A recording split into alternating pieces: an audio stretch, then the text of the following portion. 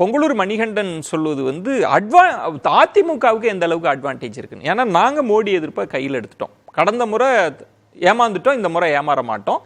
திமுக கூட்டணி வந்து சீன்லே இல்லை, பல தொகுதிகள்ன்றாரு, களத்திலே இல்லைன்றாரு. பொங்கலூர் மணிகண்டன் ஒரு உண்மையை சொன்னதுக்காக அவர் முதல்ல பாராட்டுவேன். போன தடவை நாங்கள் ஏமாந்ததே பிஜேபி கூட கூட்டணி சேர்ந்ததுனால தான் தோத்தான்னு சொன்னார் பாருங்க. மக்களை கரெக்டாக கணிச்சு சொல்லியிருக்கிறார், அது பாராட்டணும். ஆனால் ஒன்று புரிஞ்சுக்கணும், இப்போ நடப்பது பாராளுமன்ற தேர்தல். நான் வந்து அதிமுகவை குறைச்செல்லாம் சொல்லலை. நான் வந்து ஒரு அரசியல் கட்சிக்காரனாக இருந்தாலும் நடுநிலையோடு சொல்றேன். இந்த போட்டிங்கிறது ஒண்ணுமே இல்லை. 3வது இடத்துக்கான போட்டி மட்டும்தான் இப்போ நடந்துகிட்டு இருக்கு. 40 இடமும் இந்தியா கூட்டணி ஜெயிக்க போகுது. 2வது இடம் நிச்சயமாக அதிமுக தான். 3வது இடத்துல நாம் தமிழரா பிஜேபியான்னு போட்டி. இதை தவிர ஒன்றும் கிடையாது. வேட்பாளர்கள் விட்டு கொடுக்கிற நீங்க எல்லாம் சொன்னீங்க. பாக்கி பயங்கரமா புன்னகிக்கிறார். என்ன அர்த்தத்துல புன்னகிக்கிறார்? அவருடைய மகிழ்ச்சி எங்க சிரிக்கிறது மகிழ்ச்சி தானங்க. அவர் சந்தோஷமா சிரிக்கிறாருங்க. நீங்க பாக்கி உங்களுக்கு இப்பதானே தெரியும். எனக்கு அவர் எப்ப இருந்து தெரியும், டவுசர் போட்ட காலத்துல தெரியும். இல்ல கிருஷ்ணர் சிரிப்புக்கு பொருள் எனக்கு புரியும். இல்ல கிருஷ்ணரின் புன்னகைக்கு 1000 அர்த்தங்கள் ஏங்க உங்களுக்கு புரியாது, எனக்கு புரியல. எனக்கு புரிஞ்சுதான் சொல்ற மகிழ்ச்சி சந்தோஷமா சிரிக்கிறாரு. அதாவது கூட்டணி என்னன்னு கேட்டா, நீங்க பலமான இடத்தை விட்டு கொடுக்கிறது எல்லாம் எப்போதுமே ஒரு கூட்டணி என்பது கிவ் அண்ட் டேக் பாலிசி. இன்றைக்கு புதிதா இல்ல.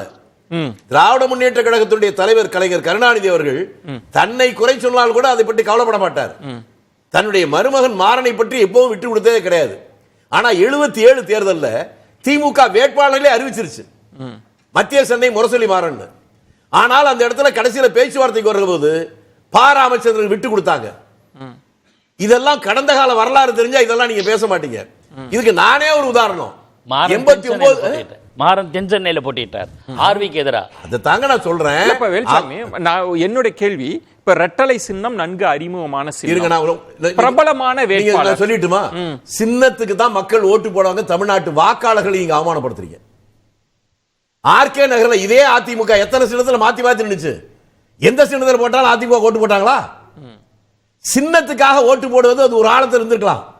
தமிழ்நாட்டில் கல்வி அறிவு வளர்ந்து இந்தியாவில் முன்னணியில் இருக்கிற மாநிலத்தில் போய் சின்னத்துக்கு தான் ஓட்டு போடுவான்னு சொன்னீங்கன்னா, ரெட்டலைக்காக ஒரு நீண்ட சட்ட போராட்டமே நடந்து, அது அவங்க பிரச்சனைங்க. நீங்க வாக்காளர்களை அவமானப்படுத்துறீங்கன்னு சொல்றேன்.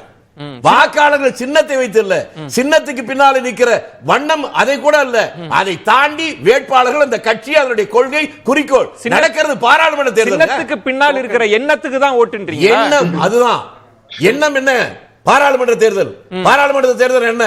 இப்ப நடக்கிற தேர்தல் ரொம்ப சிம்பிளா சொல்றேங்க. வழக்கமாக தேர்தல் என்றாலே அரசியல் கட்சிகளுக்கு தேர்தல். ஆனால் இந்த தேர்தல் அது அல்ல, கட்சிகளுக்கான தேர்தல் அல்ல. இந்த நாட்டில் ஜனநாயகம் நீடிக்க வேண்டுமா, இதோடு முடியணுமாங்கிறது. அதுக்கு இன்னும் உங்களுக்கு நல்லாவே சொல்றேன். நீங்களே சொன்னீங்க தமிழ்நாட்டில் திமுக அதிமுக தான் பலன் சொன்னீங்களா? நான் அப்படியே ஒத்துக்கிட்டு சொல்றேங்க. இப்ப திமுக ஆட்சி, முதலமைச்சர் என்ன சொல்றாரு? வரலாறு காணாத வெள்ளம் வந்துச்சு தூத்துக்குடியில, நாங்க உதவி கேட்டோம், காலனா கொடுக்கலன்னு சொன்னாரு. நிதியமைச்சர்கிட்ட கேட்டோம், நாங்க ஏடிஎம் மெஷினா வச்சிருக்கோம் சொன்னாங்க. கடந்த காலத்தில் அதிமுக ஆட்சி தெருவில் போனவங்கல்ல, சட்டமன்றத்துக்குள்ளேயே நிதியமைச்சர் ஓபிஎஸ் பதிவு பண்ணிருக்காரு. என்ன பண்ணினாரு? சென்னையில் வெள்ளம் வந்தது, பாஜக அரசு உதவி கேட்டோம், தரல. வரலாறு காணாத வகையில் கஜா புயல் வந்துச்சு, அதுக்கு உதவி கேட்டோம், தரவே இல்லை. மத்திய பாஜக ஆட்சி தமிழகத்தையும் தமிழர்களையும் மாற்றாந்தாய் மனப்போடு பார்க்கிறது. திமுக அதிமுக ரெண்டும் தமிழகத்திற்கு, தமிழ் மக்களுடைய நலனுக்கு தான் இருக்கு. அப்படின்னா இந்த ரெண்டு பேரும் சேர்ந்து இவங்களுக்குள்ள என்ன சண்டை இருந்தாலும் பிஜேபி வீழ்த்துறதான நோக்கமா இருக்க முடியல. அந்த இடத்துல தான் நான் கேட்பேன், நீங்க ரொம்ப கம்ஃபர்டபுளா அதிமுகவை 2வது இடத்துல வச்சுட்டு பேசுறீங்க. பொங்கலூர் மணிகண்டன் அப்படி பேசல, நாங்க வெற்றி பெற போறோம்ன்றார், நாங்களும் பாஜகவை எதுக்குறோம்ன்றார். அவர் ஏங்க அண்ணாமலையே நான் ஜெயிக்கிறேன்னு சொல்ற போது அப்புறம் நான் பொங்கலூர் மணிகண்டன் கோச்சுக்குனாங்க. செல்லாத ஓட்ட தாண்டு வரான்னு தெரியாதவரே நான் ஜெயிக்க போறேன்னு சொல்றேன். நீங்க குறைச்சு மதிப்பிடுறீங்க. அதை விட குறைக்கணுமா? இல்ல நீங்க வந்து அதை விட குறைக்கணுமா? அதீத தன்னம்பிக்கையில பேசுறீங்க. அதீத தன்னம்பிக்கை இல்ல சார். நான் தமிழ்நாடு அரசியல சுதந்திரம் வந்த காலத்துல இருந்து பாத்துக்கிட்டு இருக்கேன். இந்த மாதிரி விளம்பரத்தாலே உயர்ந்தவன் வாழ்க்கை நிரந்தரமாகாது, அதை புரிஞ்சுங்க. வெறும் கவர்ச்சியில மட்டுமே, விளம்பரத்தில் மட்டும். நீங்க சொன்னீங்களே ஸ்டார் கேண்டிடேட்னு, நான் கேட்கிறேன், சஞ்சய் காந்தி தேர்தல் 77 அவர் எதிர்த்து நின்று ஜெயிச்சு அவர் பேரை சொல்லுங்க. தெரியாது. இப்படியே இருக்கட்டும், அப்பதான் சரியா வரும். கடைசியில சொல்றேன், அதனால இந்த தேர்தலில் நட்சத்திர வேட்பாளர், விளம்பர வேட்பாளர், பெரியவர், இவர் கோடீஸ்வரர், பெரிய அறிவாளி அதெல்லாம் கிடையாது. நீங்க சொல்ற புள்ளி தான். நீங்க எப்படி பாஜக எதிர்ப்பு தான் ஒற்றை புள்ளியில இருக்கிறீங்களோ அதே தானே ரெட்டலை சின்னத்தோட அதிமுகவும் வருது. திரும்பவும் நீங்கள் தமிழ்நாட்டு வாக்காளர்களை கொச்சைப்படுத்துகிறீர்கள். சின்னத்துக்காக ஓட்டு போடுறவங்க தமிழ்நாட்டு வாக்காளர்கள் தெளிவா சிந்திக்க தெரிந்த அரசியல் புரிந்தவர்கள் வாக்காளர்கள். இந்தியாவிலே அரசியல் சரி, சின்னத்தை விட்டுருங்க. பாஜக எதிர்ப்புன்ற அந்த எண்ணத்துல அதிமுக வந்துருச்சு இல்ல? இப்பதாங்க வந்திருக்கு. நாங்க அதை மறுக்கவே இல்லையாங்க. ரெண்டுக்கு என்ன வித்தியாசம்? அதிமுக குறைச்சிடலன்னு சொல்லிட்டேன்.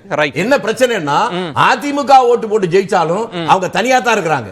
ஆனா திமுக காங்கிரஸ் என்பது மத்தியிலே ஆளுவதற்கான இந்தியா கூட்டணி. ஆக மத்தியிலே ஆட்சிக்கு வரணும்னாக்க இந்தியா கூட்டணிக்கு தான் போட முடியும் என்பதை அவங்க புரிஞ்சுட்டு இருக்காங்க. திருச்சி அதிமுக குறைச்சே உங்களை அவர் குறைச்சே மதிப்பிடல. ஆனா ரெண்டாவது இடம் தான். நீங்க சந்தோஷப்படணும்னா அதுல ரெட்டலை இருக்கு. அதை வச்சு நீங்க சந்தோஷப்பட்டுக்க வேண்டியதுதான்.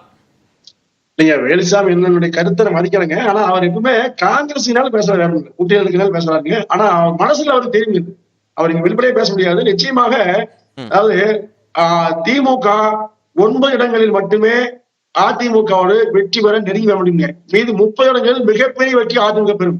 அந்த 9 இடங்கள் மட்டும்தான் நூலகில் போட்டி. நான் தெளிவாக கணக்கு வச்சுக்கிறேன். ஏன்னா என்ன காரணம்னா அவருக்கு இருக்கிற அனுபவம் மறைக்க முடியாது. ஆனால் மக்கள் மனநிலை வேறு மாதிரி இருக்குங்க. காங்கிரஸ் கட்சி திமுகவோட இணைந்தது கூட காங்கிரஸ் கட்சியால விரும்பலைங்க. ஏன்னா மிகப்பெரிய மோசடியான பல புகார்களுக்கு திமுக ஆட்பட்டிருக்கிறது.